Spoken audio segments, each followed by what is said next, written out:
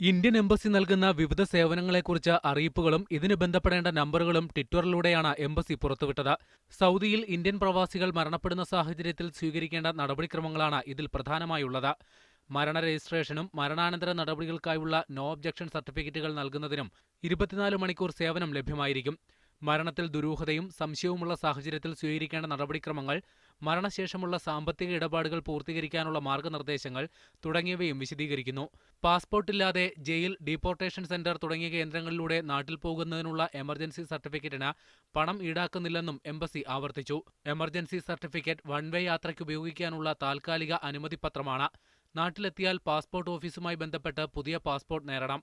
80024712234 എന്ന toll free നമ്പറിലും 4884697 എന്ന phone നമ്പറിലും പ്രവാസി ഇന്ത്യക്കാർക്ക് സേവനവുമായി 24 മണിക്കൂർ ഹെൽപ്പ് ലൈൻ ലഭ്യമാണ്.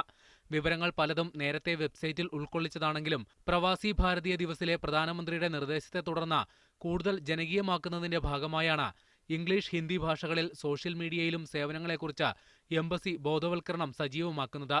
KCM Abdulla, media 1, Riyadh.